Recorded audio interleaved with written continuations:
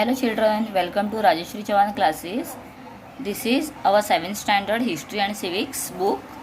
So I am today going to start first lesson of history. ये हमारा 7th standard का history और civics का बुक है, इंग्लिश मीडियम का. मैं आज इससे फर्स्ट लेसन स्टार्ट कर रही हूँ जिसका नाम है sources of history. What is the lesson name? Sources of history. Sources मतलब सोर्सेस मीन्स अ प्लेस और पर्सन और थिंग्स कम फ्रॉम और वेयर दे कम फ्रॉम. हमें कहाँ से मिलते हैं चीज़ें, हमें कहाँ से मिलती है, वो मेन जगह को हम उसकी सोर्स कहते हैं. तो यहाँ पर हम सीखेंगे सोर्स ऑफ हिस्ट्री. हिस्ट्री के बारे में हमें कहाँ से और कैसे पता चलता है. ठीक है. So let's we start our first paragraph. We studied ancient Indian history last year. This year we are going to study the medieval periods of Indian history. Which period we are going to study? Medieval periods. Broadly, the period from the 9th century CE till the end of the 19th century CE is considered to be the medieval periods of Indian history. In this lesson, we are going to study the sources of medieval history. So in this lesson what we are going to study? इस lesson में हम क्या सीखेंगे? तो हम सीखेंगे sources. Sources of medieval history. ठीक है, मैं अंडरलाइन करके रखती हूँ कि हमें पता चले कि ये लेसन में हम क्या सीखने वाले हैं. तो history gives us a chronological, scientific and systematic account of past event. तो हिस्ट्री हमें क्या बताता है? हिस्ट्री से हम क्या सीखते हैं? क्रोनोलॉजिकल मीन्स हमें पता चलता है कौन से ईयर में कौन सी घटना हुई थी, which incident happens in which year. Then scientific and systematic account of past event. हमें वो साइंटिफिकली और सिस्टमेटिकली एक के बाद कौन सी घटनाएं हुई थी उसके बारे में हमें अच्छे से पूरा हिस्ट्री में बताते हैं. The 4 factors are very important from the view points of history. They are individual, society, place and time. So which are the 4 factors? कौन से 4 फैक्टर्स बहुत इंपॉर्टेंट है हिस्ट्री सीखने के लिए? सो वो हैं individual, society, place and time. History must be based on the authentic evidence और प्रूफ्स. तो हिस्ट्री ये बहुत ही ऑथेंटिक एविडेंस के ऊपर, हिस्ट्री ये एविडेंस के ऊपर और प्रूफ के ऊपर डिपेंड है. हम डायरेक्ट बता नहीं सकते हैं, उसके लिए हमें बहुत सारे प्रूफ्स इकट्ठा करने पड़ते हैं. So this proofs are known as the source of history. So ये प्रूफ को हम बोलेंगे सोर्स ऑफ हिस्ट्री. ठीक है. So let us classify these sources into medieval sources, written sources and oral sources to learn more about them. So to learn more about them, these evidence, these sources are divided into 3 different types. Which are they? Medieval source, written source and oral source. ठीक है, इस तरह से इसे classification करके 3 भाग में हमें दिया है. एक है मटेरियल सोर्स, एक है return source and oral source. Oral मतलब जो हम कथाएं सुनते हैं, स्टोरीज सुनते हैं, 1 to 1 हमें पता चलती है, उसे हम कहेंगे ओरल सोर्स. रिटर्न सोर्स में क्या होता है? जो हम बुक्स पढ़ते हैं जिसमें सब हिस्ट्री के बारे में कथाएं लिखी है, वो रिटर्न सोर्स है. और मटेरियल सोर्स टेम्पल्स है, या हमारे बिल्डिंग्स होते हैं, हिस्टोरिकल बिल्डिंग्स, केव्स हैं, इन सब से हमें मटेरियल से, वो मटेरियल है इसीलिए हम उसे जाकर देख भी सकते हैं. तो हिस्ट्री में बनी हुई चीज़ें, ठीक है, पास्ट में बनी हुई चीज़ें, उन्हें हम कहेंगे material source. So let us also evaluate the sources of history. Sources of history. ठीक है. सो हमें अभी क्या करना है? उसे इवैल्यूएट करना है, उसको देखना है, उसके बारे में हमें तुलना करनी है और चेक करना है कि क्या क्या दिया है लेसन में. तो we have to considered many factors related to the historical events that we want to study. it is necessary to support our study with historical sources. तो हम जो स्टडी करते हैं उसे हम हिस्टोरिकल सोर्सेज को जो नेसेसरी सपोर्ट्स चाहिए वो हमें देखना पड़ता है.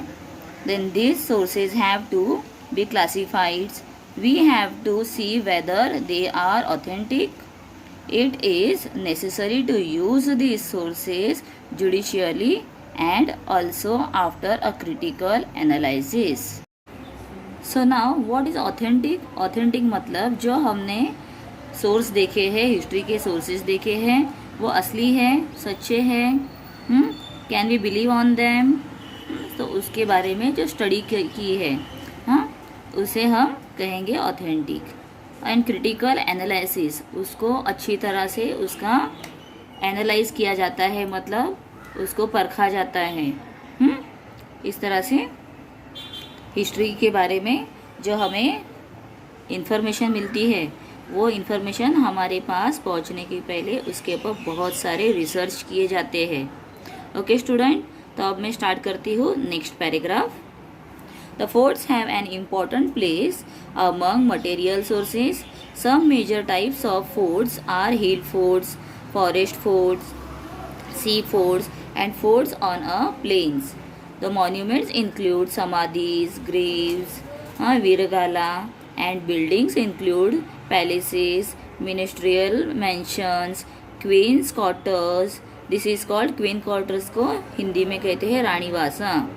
And also the houses of common people.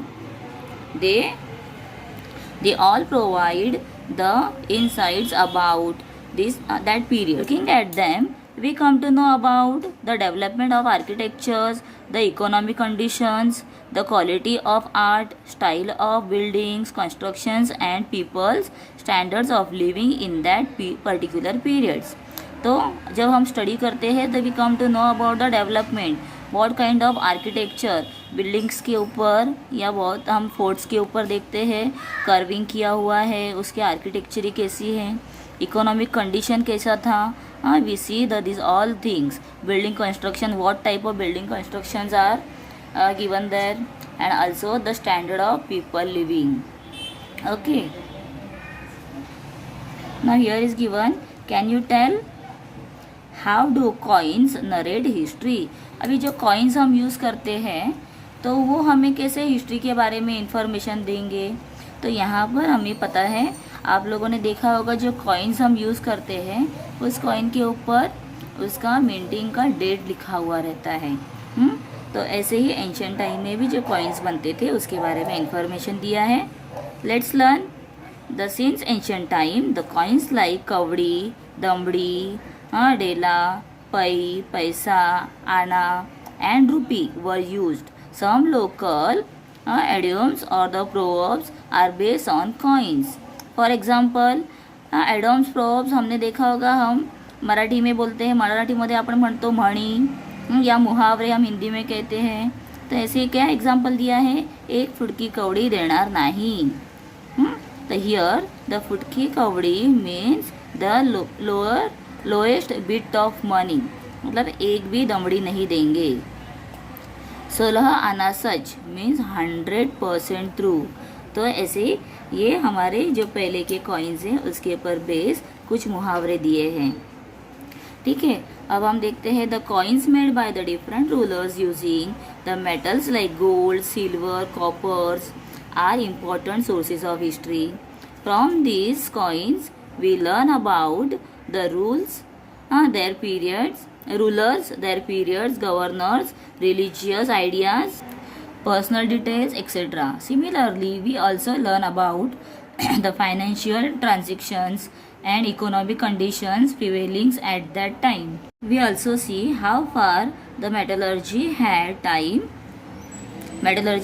advanced in that periods from the images of Ram, Sita on the coins of the emperors, Emperor Akbar and Shiva Parvati on the coins of Hyder Ali. We see the religious coordination. Also we see the religious coordinations of those days.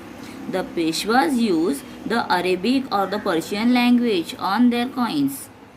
This throws light on the use of language in that periods.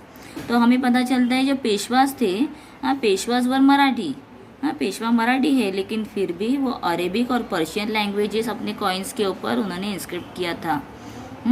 जब coins बनाते हैं तो उसमें कौन सी language में लिखा था? Persian, Arabic and Persian. ठीक है। और हमने देखा है कि जो इमेजेस है, तो राम और सीता के, एम्परर अकबर ने जो कॉइन्स बनाए थे उस पर राम और सीता के इमेजेस हैं, और हैदर अली जो मुसलमान हैं फिर भी उनके कॉइन्स के ऊपर पार्वती और शिव के पिक्स थे, मतलब फोटोज़ थे। ठीक है, उनके इमेजेस थे। तो मैं इसे भी अंडरलाइन करती हूँ, आप अंडरलाइन करके रखो, ये फिल इन द ब्लैंक्स के लिए या मैच करने के लिए बहुत ही इम्पोर्टेंट है। जब भी हम लेसन रीड करते हैं तो whatever we think the sentences are important, immediately you have to underline that. This throws light on use of language that periods, मतलब हमें उस टाइम कौन सा लैंग्वेज ज़्यादा यूज़ होता था इसके बारे में हमें पता चलता है। ठीक है, okay. Next, so N inscription is a curving on a stone और अ वॉर एक्सेट्रा। इंस्क्रिप्शन मतलब क्या है? कार्विंग। कार्विंग क्या होता है? कार्विंग मतलब पत्थर के ऊपर उसे कर्व किया जाता है। ठीक है। For example the inscriptions found in the Brihadeeswara temple premises in Thanjavur, the many inscriptions of the periods of Chalukya,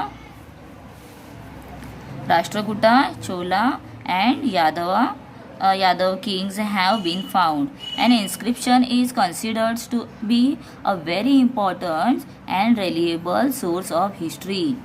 It helps us to understand the feature like language, script, then social inscription carved on sheets of copper are also copper plates, royal edict, verdicts, etc. are inscribed on copper plates. So inscription is very important for us because हम inscription किए हुए coins हैं या also temples हैं, हम अभी भी उसको देख सकते हैं। They are very authentic, they are very authentic source of history. Okay, material source is very important in history because actually we can explore those, we can see them, हम उसे देख सकते हैं। इसीलिए मटेरियल सोर्स हिस्ट्री में बहुत ही important है। अब हम देखते हैं क्या दिया है डू यू नो में। The chaityas, viharas, temples, churches, mosque, then agiaries, then durgas, maqbaras, gurudwaras, monument, sculpture, wells, minarets, village boundaries and gates, weapons, utensils, ornaments, clothes, decorative articles, toys, implements, musical instruments are all material sources of history. These all materials we can actually see, therefore they are considered as the material source. Okay children, so I have completed material source. The main first source was material source and I have already done it. So in material source also here is given the web. So what kind of material source we have? Materials means physical source, actually we can handle it. So therefore which are they? So memorials, buildings, cave sculpture, inscriptions, coins, copper plates and forts are the different sources, different types of material source. Also it is called physical source. So you don't get confused. What is the material and physical are the both same, similar. तो आप इसमें confuse मत होइए। अगर आपको exam में material के बदले फिजिकल दिया है तो आप फिजिकल में मटेरियल सोर्स के ही जो डिफरेंट हमको काइंड्स दिए हैं, टाइप्स दिए हैं, उसी को हम लिखेंगे। और ये आपके लिए बहुत इंपॉर्टेंट वेब है, तो आप इसे ज़रूर लर्न कर लीजिए। ठीक है, फिर यहाँ पर मैंने जो अंडरलाइन करके सेंटेंसेस दी है आप उसे भी लर्न कीजिए। पूरा लेसन कंप्लीट होने के बाद मैं क्वेश्चन आंसर्स भी आपके साथ कंटिन्यू करने वाली हूँ। Okay children, then I am going to stop the lesson now. और रिटर्न सोर्स मैं नेक्स्ट पार्ट में कंटिन्यू करूँगी। Written source and oral source हम कंटिन्यू करेंगे नेक्स्ट पार्ट में, क्योंकि अभी एक साथ आप पूरा लेसन अगर मैं एक्सप्लेन करूँ तो आप भी बोर हो जाओगे, तो इसीलिए चिल्ड्रन आपको अगर मेरा एक्सप्लेनेशन अच्छा लगा है तो आप मुझे कमेंट बॉक्स में कमेंट ज़रूर करें और मेरी वीडियो को लाइक करें, सब्सक्राइब करें, ताकि आपको नेक्स्ट लेसन का एक्सप्लेनेशन मिले। और बेल आइकॉन बटन को आप दबाना ना भूलें, जिससे आपको नोटिफिकेशन तुरंत मिल जाएगा। Thank you.